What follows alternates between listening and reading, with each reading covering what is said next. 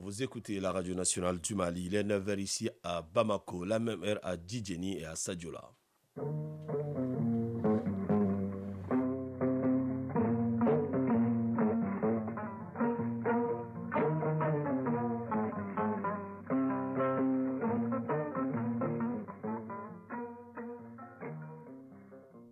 Le journal. Fousseni Tunkara. Bienvenue dans cette édition, la première de Mali Actualité, les titres. À l'entame de ce 9h, vous entendrez la ministre des Transports. L'intervention de Dambélé Madina Sissoko portera sur la journée du souvenir des victimes des accidents de la route. L'événement est célébré le 20 novembre de chaque année. Elle est couplée à la journée africaine de la sécurité routière. La Maison de l'Espoir est au centre du focus santé de ce dimanche. Il s'agit d'un centre d'éducation précoce qui accueille les enfants en situation de handicap. Et en fin de journal, comme d'habitude, vous aurez votre page sport qui sera consacrée en partie sur la Coupe du Monde Qatar 2022. La compétition commence ce dimanche. Nous sommes heureux de vous compter parmi nous. Bonjour à vous, merci et bienvenue dans ce journal. C'est la journée mondiale du souvenir des victimes des accidents de la route célébrée aujourd'hui, 20 novembre. Cette journée est couplée à la journée africaine de la sécurité routière qui est célébrée sous le thème souvenir, soutenir, agir. Plusieurs activités sont au programme, nous dit Batraoré. Le rapport de situation sur la sécurité routière publié en 2018 par l'Organisation mondiale de la santé indique qu'une personne meurt toutes les 24 secondes dans le monde suite aux accidents de la route. Selon le même rapport, l'Afrique a le taux d'accidents mortels le plus élevé, estimé à 26 pour 1000 habitants. En souvenir à ces victimes de la route, une journée mondiale est célébrée le 20 novembre de chaque année. Elle est couplée au Mali à la journée africaine de la sécurité routière sous le thème « Souvenir, soutenir, agir ». Dambélé Madina Sissoko, ministre des Transports et des Infrastructures. Souvenir, c'est souvenir des centaines de mères, pères, sœurs, frères, filles, fils, amis et collègues qui ont perdu la vie sur nos routes. Soutenir les personnes endeuillées et celles qui souffrent des conséquences durables du traumatisme physique, psychologique et des conséquences économiques qu'elles ont subies et qu'elles subissent au quotidien. Agir et enfin agir pour que ces tragédies évitables cessent sur nos routes dès maintenant.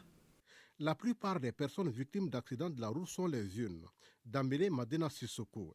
Malheureusement, la plupart des victimes sont des piétons et des usagers des engins à deux roues, majoritairement des enfants et des jeunes de la tranche d'âge allant de 5 à 29 ans.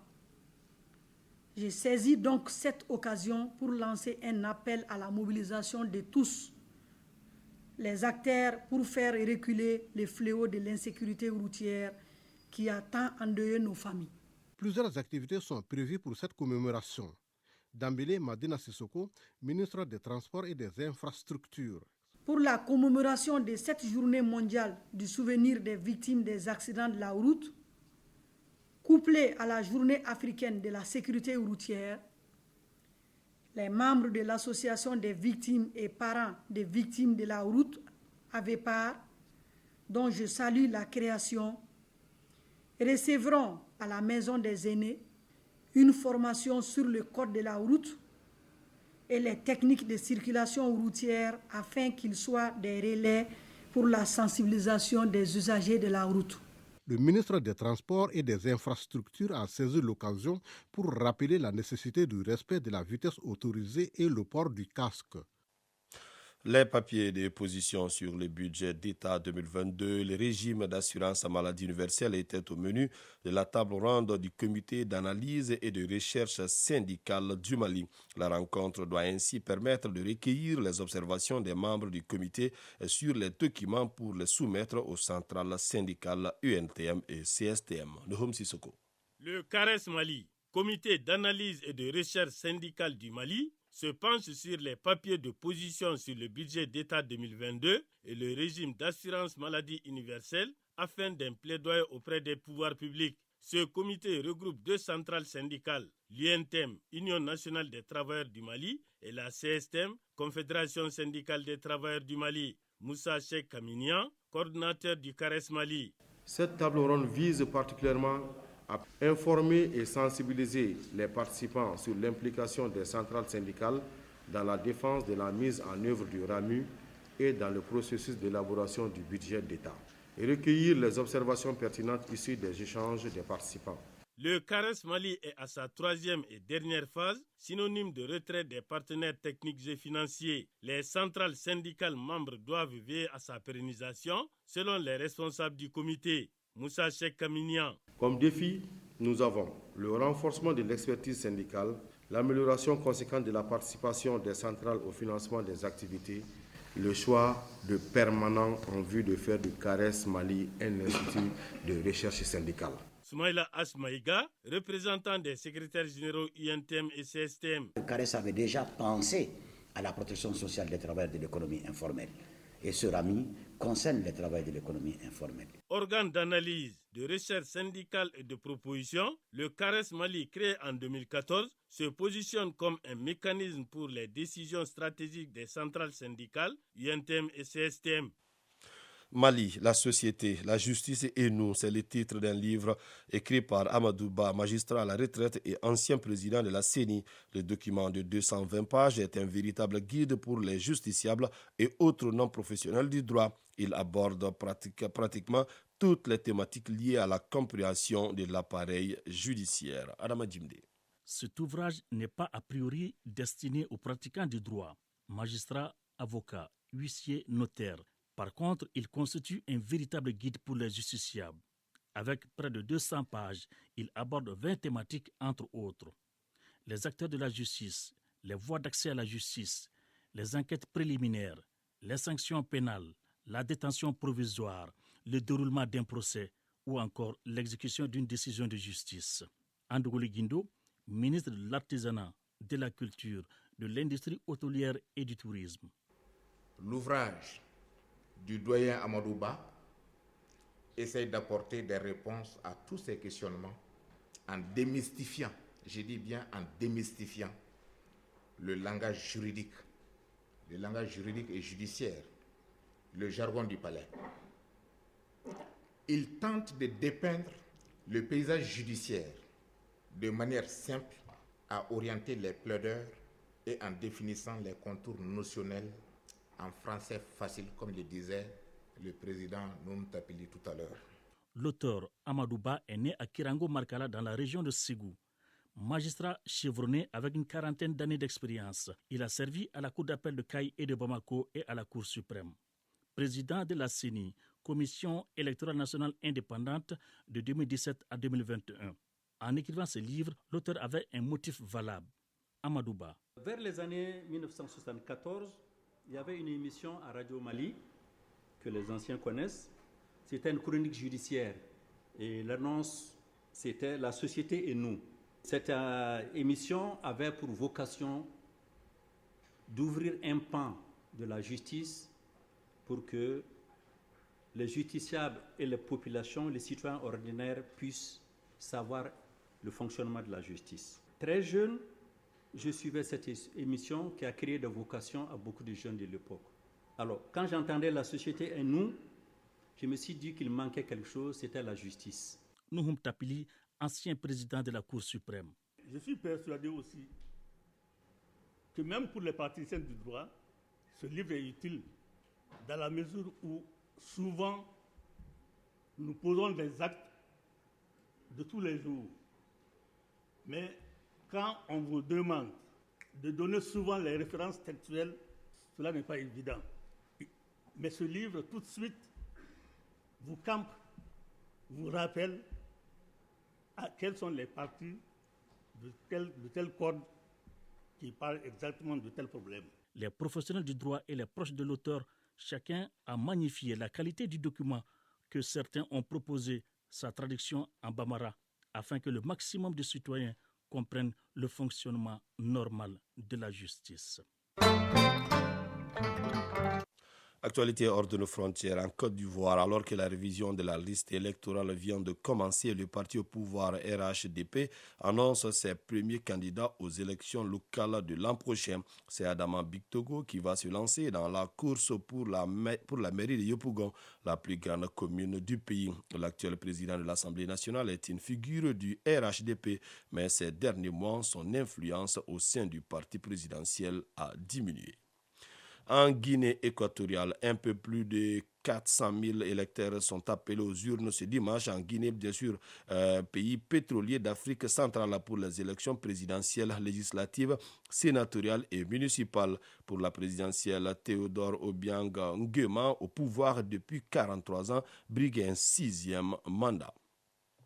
Pour terminer cette page internationale, l'Algérie veut prendre part à l'effort planétaire contre le réchauffement climatique et donne un coup de vis aux véhicules diesel. Et c'est une première. Le gouvernement veut interdire l'importation et la construction sur le territoire de voitures de tourisme roulant à ce carburant considéré particulièrement polluant. Actuellement, 40% des véhicules en Algérie sont équipés de moteurs diesel. Les 60% autres roulent à l'essence selon les dernières statistiques officielles.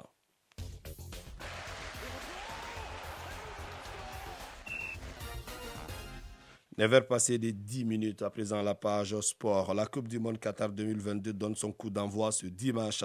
Le RTM sera au rendez-vous avec la diffusion de 28 matchs. Le droit de diffusion a été obtenu grâce à l'implication des plus hautes autorités du pays qui ont mis les moyens à la disposition de la chaîne publique pour permettre aux téléspectateurs de suivre gratuitement les différentes rencontres. Hassan Baba Djombele, directeur général de l'ORTM, donne plus de précisions au micro de Kodji Sibi. L'Office de radio-télévision du Mali a obtenu les droits pour la diffusion des 28 meilleurs matchs de la compétition qui démarre ce dimanche au Qatar. Les droits sont détenus par la FIFA, mais la FIFA a mandaté certaines structures, dont New World TV, qui a eu l'exclusivité sur les droits en Afrique subsaharienne, que nous allons offrir en clair, gratuitement, sur l'ensemble du territoire national, les 28 meilleurs matchs de la compétition à nos téléspectateurs, mais également à nos auditeurs. Cela a été possible, il faut le souligner tout de suite, grâce à nos autorités. C'est le lieu pour moi, au nom de l'ensemble des travailleurs de l'ORTM, de saluer nos autorités qui ont accepté de mettre la main à la poche pour satisfaire le peuple malien, mais surtout le public sportif malien. Parce que, après négociation, les droits nous sont revenus à environ 500 000 €, donc ça fait à peu près 350 à 400 millions de francs CFA. Il y a d'autres détails parce qu'il fallait renouveler certains équipements pour nous permettre justement d'avoir les images nettes. Donc, de bout en bout, on peut affirmer qu'aujourd'hui, les droits nous sont revenus à environ 400 millions de francs CFA. Et c'est les autorités de la transition qui ont accepté de mettre la main à la poche pour permettre justement au peuple malien d'avoir vraiment les 28 meilleurs matchs de la compétition. Voilà, à l'instant, c'était le directeur général de l'ORTM, Hassan Baba Djombele. Nous continuons sport football. Je vous le disais tout à l'heure, la plus grande messe du football mondial, à savoir la Coupe du Monde de mars dimanche au Qatar. Ces pays bien sûr petits du Moyen-Orient, très riches en gisements de gaz oradique et en pétrole, sera l'attraction du monde entier durant un mois à travers la passion du football. Le Qatar a mis d'importants moyens dans l'organisation de cette 22e Coupe du Monde en construisant 7 nouveaux stades. Voici la présentation du Qatar avec Aridou Matina. Petit pays émirate, 11 500 km², le Qatar est un pays de la péninsule arabique qui se compose d'un désert aride et d'un long littoral avec plages et dunes au bord du golfe Persique. Ce tout petit pays aux 3 millions d'habitants qui a construit sa fortune sur les immenses gisements de gaz du golfe arabique s'apprête à abriter la Coupe du Monde, le plus grand événement footballistique de la planète. Une première pour un pays arabe et même dans le Moyen-Orient. C'est en 2010 que l'instance suprême du football mondial, la FIFA, avait confié l'organisation de la 22e Coupe du Monde au Qatar. Dès lors, le pays n'a pas lésiné sur les moyens. Des grands travaux de développement ont été faits dans plusieurs domaines, tels que l'industrie, l'hôtellerie et la communication. Concernant la construction des stades, le Qatar a injecté plus de 6,5 milliards de dollars. 7 stades sont ainsi sortis des terres. Avec 80 000 places, le stade Lusail, la plus grande enceinte de la Coupe du Monde 2022, abritera la finale le 18 décembre prochain. La splendide enceinte Al-Baït, théâtre du match d'ouverture ce dimanche entre le Qatar et l'Équateur, a une capacité de 60 000 places. Arrive en troisième position Khalifa International Stadium, situé à Doha, rénové pour la compétition et qui peut accueillir plus de 45 000 spectateurs. S'agissant des 5 autres enceintes, elles ont les mêmes capacités, 40 000 places. En raison de la chaleur au Qatar, tous les stades ont été équipés de technologies climatiques appropriées. Du 20 novembre au 18 décembre, le monde entier va découvrir un pays, le Qatar, à travers la passion du ballon rond. Que la fête commence. Focus Santé. Voilà, et cette fête sera belle au Mali grâce à l'ERTM. 9h passé de 15 minutes de focus aujourd'hui sur la maison de l'espoir. Il s'agit d'un centre d'éducation précoce qui accueille les enfants en situation de handicap. Entendez par là les enfants qui souffrent de troubles de langage et de communication. Située à Bako-Djigounassi, la maison de l'espoir s'occupe de tout ce qui est évaluation, diagnostic, prévention et traitement des troubles de langage oral et écrit. Focus Santé, une réalisation de Barakissa Ouattara. Ce n'est pas une école, mais un centre qui prend en charge les enfants qui développent des troubles de communication. Ces enfants ont des problèmes cognitifs, de mémoire, de concentration ou simplement des enfants qui ont un retard de langage. Demba Traoré, orthophoniste. Si nous prenons les enfants autistes, il y a des autistes verbales et il y a des autistes non verbales.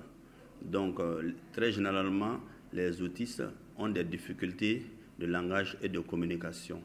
Donc, même si certains peuvent parler, tu vas voir que généralement, il faut organiser un peu leur langage parce que le langage ne sera pas adapté au contexte. Donc, l'orthophoniste a le rôle et le devoir d'organiser son langage. Les enfants trisomiques, très généralement, développent aussi des problèmes de langage et de communication.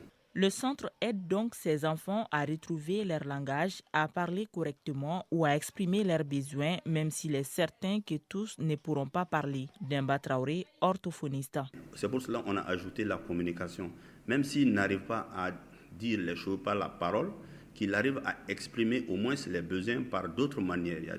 Il y a des manières gestuelles. Créée en 2019, la Maison de l'Espoir accueille aujourd'hui une vingtaine d'enfants.